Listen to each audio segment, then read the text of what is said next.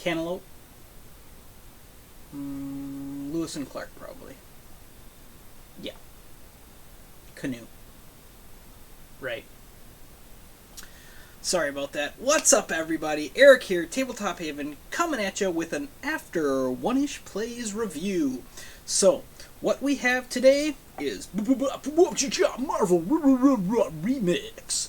Marvel Remix, fashioned after the classic game Fantasy Realms, which I never played, but I heard Fantasy Realms is solid.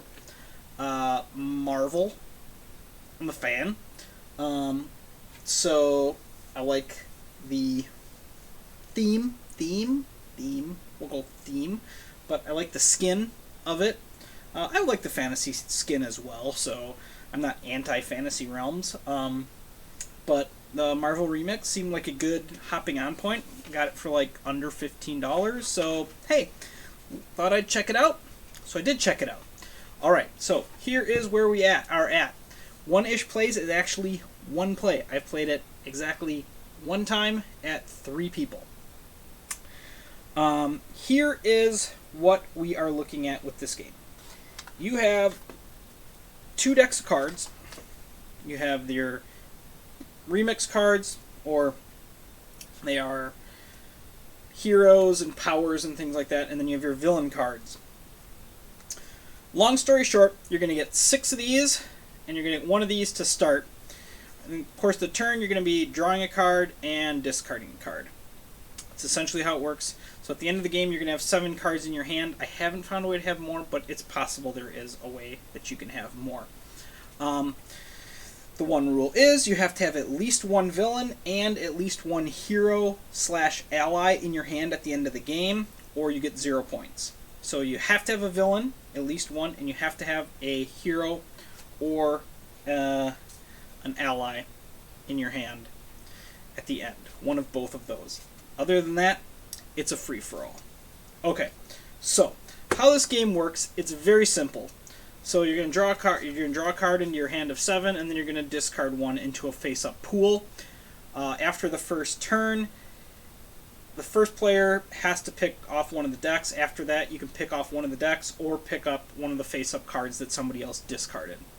And then the cards are going to have a type. So this is an ally.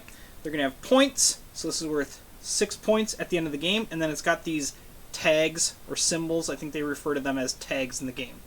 This particular card does not have any bonus text. So this is a 6-point card with these 3 tags that will count at the end of the game. Now, essentially, how the game works is you want to maximize the points in your hand. The synergies between the cards. So, for example, She-Hulk here, she's worth 4 points. She gives you a little punchy punch tag and a radioactive, and then you get +5 for each other radioactive symbol. So if you have a bunch of radioactive symbols within your ending hand, she's going to be worth a bunch of bonus points. And the cards essentially go that way pretty much. They have different abilities that will trigger off different abilities. +10 for each pair of your wingy tag and your swordy tag. There you go. And this is a maneuver, so it's not worth any points, but it gives you bonus points based on these different symbols that if you can get pairs or multiples of them. And that's essentially how the game works.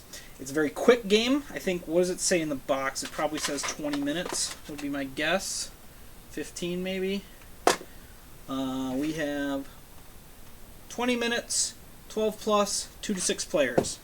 So there you go. Okay, so one-time play. First off, I like the artwork. Artwork is fun. It's there's like these cool cards here, like that you have Tony Stark, and then there's a trigger here. Transform with 2 or more of this eye symbol, boom, then he becomes Iron Man. He has new point value and new tags associated with him. If you lose your trigger for him flipping, he flips back to the Tony Stark side. So you have to make sure you keep enough of the symbol to keep him transformed.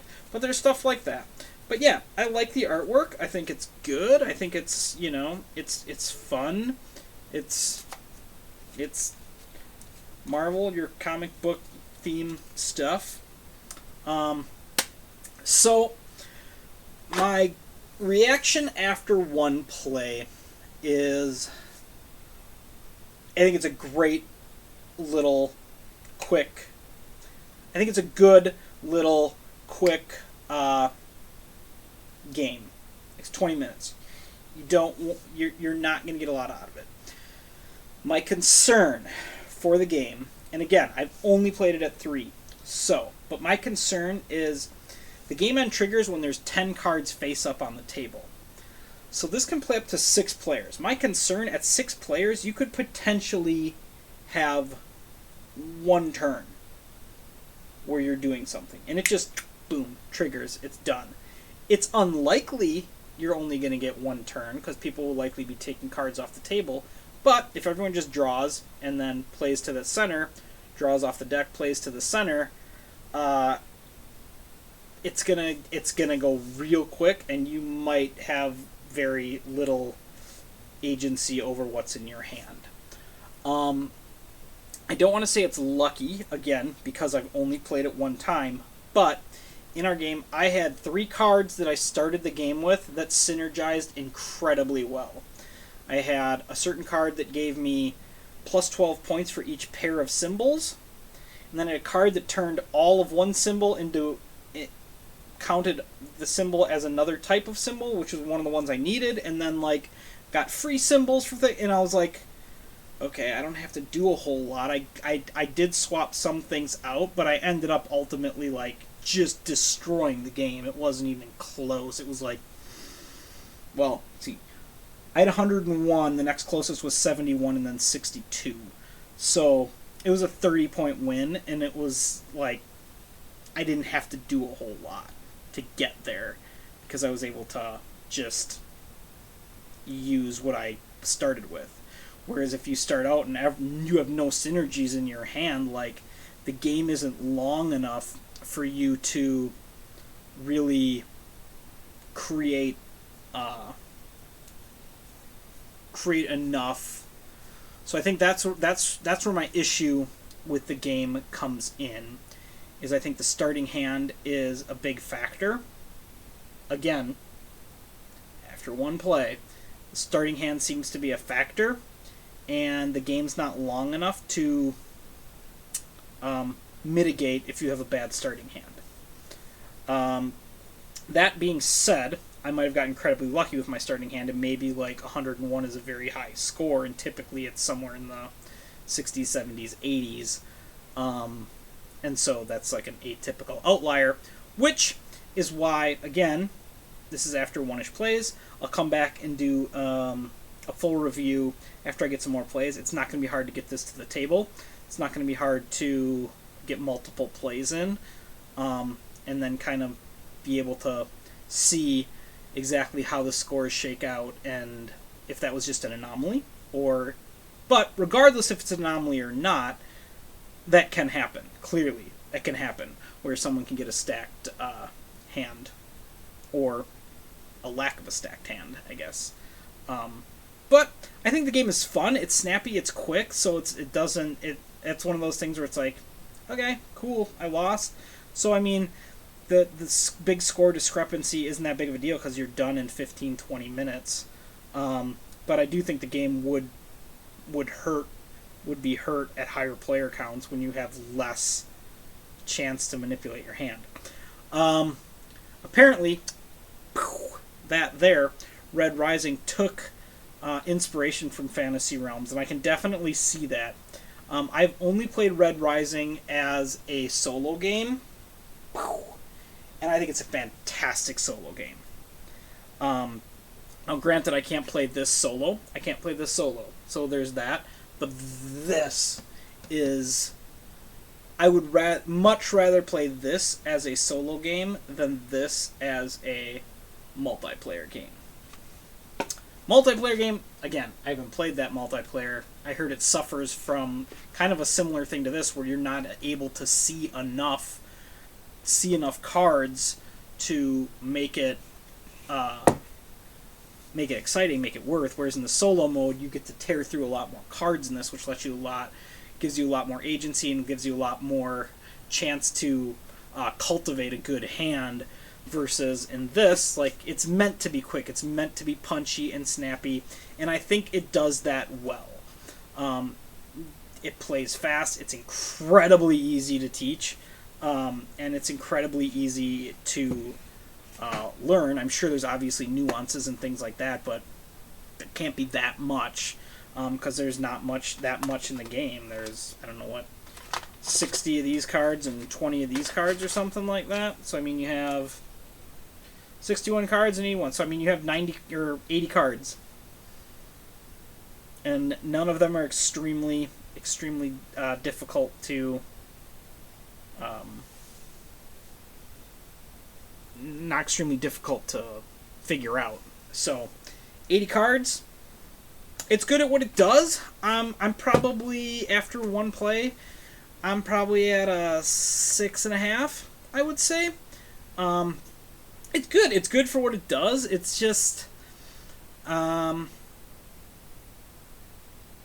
gotta give it more plays. I'm gonna give it more plays and see if that was just a fluke, and if it gets more tight and more competitive, or if someone is gonna always start out with better synergies and just run away with the game and not have to do much. I don't know. But anyway, that's my thoughts on Marvel Remix. If you like Marvel, or apparently there's Fantasy Realm, so if you like the fantasy version, and you have a group that doesn't love heavy stuff, and just likes to just play some quick games, and again, like Marvel, if you have like it says 12 plus. Yeah, no, I'm an 8-year-old could play this. I'm pretty confident in that. And be perfectly fine. So if you have like kids who love Marvel, I think it'd be a real good solid hit for that. And yeah, other than the weird quirky rule about you have to have a villain and one of the other things, other than that, it's very straightforward. And if you have more of this card says if you have more of this symbol, that's good. So hey, I'm gonna collect some of those symbols. Cool, easy. You're gonna get points, and hopefully feel good about that. So for me, I want to give it some more plays, and then I'll come back with a full review of this one, because I think it'll be easy enough to get to the table and have a better feel for a multitude of plays and how it shakes out. So there we go, Marvel Remix. Yeah, it's fun. It's fun. It's quick. It's punchy, and I think it does what it wants to do and what it's supposed to do. So for a little filler game, 15-20 minutes, throw this out for especially people who like Marvel and don't really care about real deep gameplay.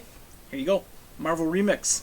Love ya. Thanks for watching. Keep on keeping on. I should give you some points, huh? Let's give you some points. Have 15 points. Have fun. 15 points, and we'll call it a day. All right. Keep on keeping on. Play games. Have fun. I will catch you later. Bye.